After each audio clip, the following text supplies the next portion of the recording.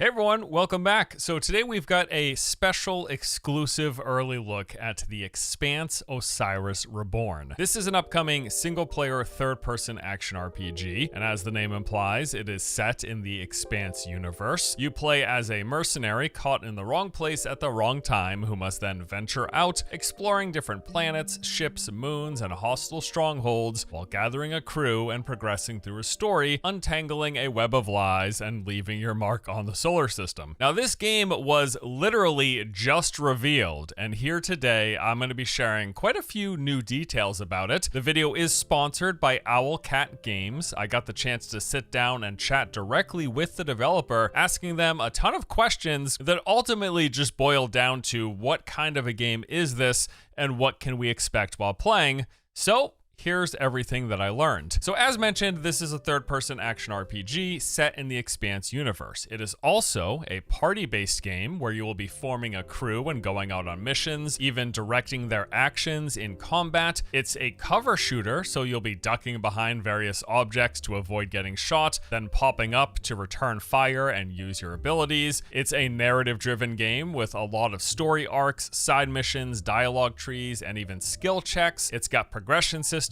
with gear, loot, and RPG-inspired skills, although a bit grounded in reality, as the Expanse universe is, and it is very much so an Owlcat Games title. This is the studio behind popular CRPGs Pathfinder Wrath of the Righteous and Warhammer 40k Rogue Trader. The Expanse Osiris Reborn will be their first real attempt at making a AAA game, but at the same time, they say that they're going to be continuing the studio's focus on building interesting worlds with deep systems to engage in where player choice matters. Now, one of the first things that I asked is if they could sort of paint a clear picture of the structure of the game, or in other words, what can we expect to be seeing and doing in, say, the first few hours? Like, how is it all presented? What's the gameplay loop, etc.? So it all begins like any good RPG with character creation. You're going to be able to customize your own captain, having the choice of picking an Earther, a Martian, or a Belter. From there, you will choose from a range of options, your physical appearance, along with some gameplay relevant choices, like your background, which will impact how certain NPCs interact with you, and different dialogue options that you're going to have in conversations, and playstyle choices, as you're able to choose from either pre-built templates with options like your basic soldier, support character, or tank archetypes, or you can just create your own by selecting and picking and choosing from the various options in the different trees. Now, after character creation, you got a prologue tutorial. This is fairly linear, and it takes you through the basics of the game, the movement, the combat, as well as the introduction to the story. And the TLDR here is that you and your sibling, whom you also get to customize in character creation, you are two mercenaries who find themselves wrapped up in rather unfortunate circumstances, which I guess should be expected for anyone in their profession, right?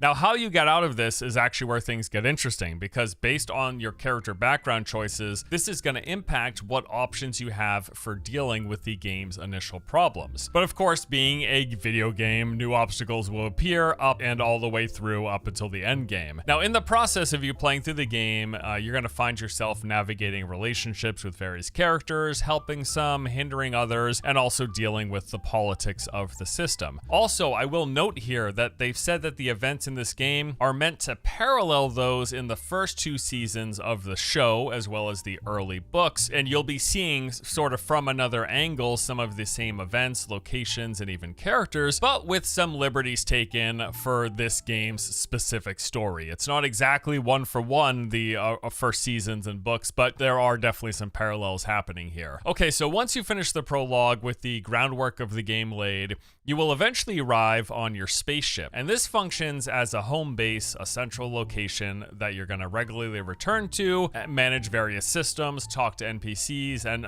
essentially just be deciding what you want to do next. This is also where the game starts to open up a bit more, as you're going to have choices on what threads to follow, what clues to chase down, or targets to hunt. You've got this map of the solar system, which acts as an interactive menu. Based on what locations you've unlocked or what quests you have, here is where you're going to select what you want to do next. So you might want to go to this moon to talk to a particular NPC, or visit a derelict spaceship that's overrun with enemies, or maybe you need to land on a planet to talk to some important political leader, etc., etc. I was also told that oftentimes you're going to have multiple main story quest missions available available, and it'll be up to you what you want to pursue first, which is going to give you some degree of freedom. So the intro tutorial is going to be fairly linear. You're just moving through the basics of learning the game and getting the base of the story, but then you get to your spaceship and things become more player driven, where you have multiple things that you could do and you pick and choose what you want to do and where you want to go. The ship is also going to progress visually as you play through the game. You'll be collecting new companions who are going to inhabit different spaces. You'll be tidying things up as the ship starts out a little bit messy, and just in general, the space will feel more inhabited and actually lived in. Okay, so you've got your ship. From the ship, you're going to be choosing the missions and locations that you want to visit, either progressing the main story, doing a side objective, or engaging in some exploration. Let's talk a little bit about what sort of places you're going to be able to go. So they said that you'll be visiting some iconic locations from the franchise, like Ganymede, Ceres, Mars, and Luna. You'll get to explore ruined habitats and strongholds, visit cities and towns to talk to their locals. You'll explore an array of desolate and dangerous locations where you'll take on enemy factions, collect valuables, and uncover secrets. The mission locations themselves are also said to be a mix of linear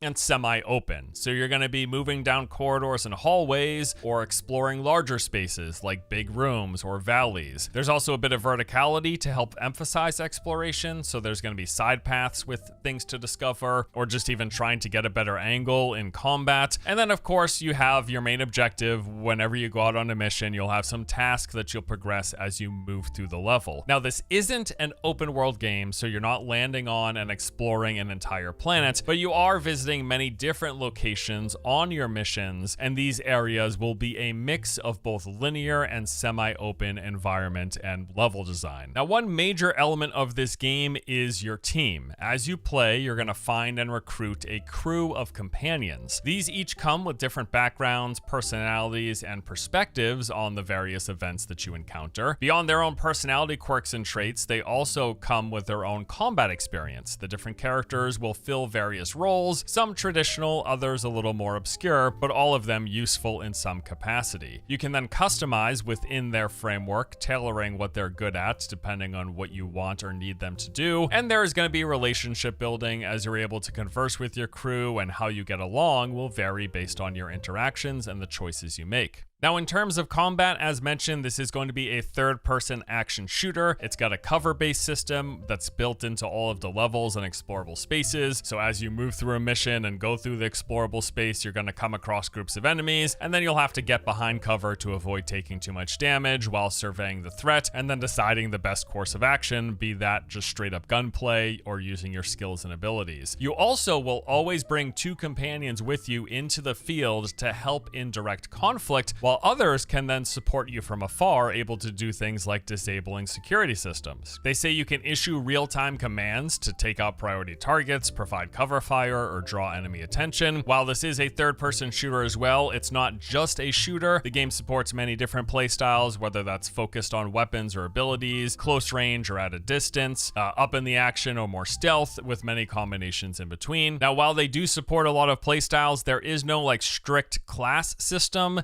and with the Expanse being the setting, there's also no space magic, but rather they use more grounded tech to fulfill different roles and archetypes. Hard sci-fi is the phrasing that they use to describe the setting and how we should set our expectations for the type of things you'll be able to do. While on the topic of combat, I also asked if they had a rough idea of like the percentages of playtime we can expect to be engaged in combat, and I was told the overall experience is roughly 1/3 fighting, 1/3 exploration, and 1/3 narrative and story driven. Speaking of which, the narrative, there's a big focus on the story and the overarching narrative throughout the whole gameplay experience. There will be dialogue options when you're speaking with most NPCs where you can decide how to respond. There's also corresponding social skills that will open up different unique responses. These also come with skill checks. And as with Owlcat Games' previous titles, your choices will matter depending on if you choose to help an NPC or not, what you say or what you don't say, if if you eliminate or set free an enemy. All of these things will have a direct impact on the game and its various narrative arcs. Now, beyond the basics of combat and narrative, they also told me there will be like side activities and things to engage in. You can expect puzzles and riddles to solve. There'll be secrets you find during exploration, like you might come across a terminal that is password protected, and you'll have to search the surrounding environment for said password. And also, as with their prior games, we can expect progression systems here. There are lots of different abilities tailored to different playstyles, as mentioned, and you can pick and choose the ones you like. Those skills can then be powered up, enhanced, and further specialized. There's also equipment systems as well, with both gear and weapons that play into your power progression. And all of this also applies to your companions, as you're able to specialize their gear, their weapons, and their abilities. And that pretty much does it for our exclusive early look at the Expanse Osiris Reborn. Quite a lot of interesting stuff here. I really like what I've seen and heard thus far. Now, I would have loved to actually be able to show you more of what I talked about with, say, some more direct in-game examples of the various systems and features, but given the game was literally just revealed,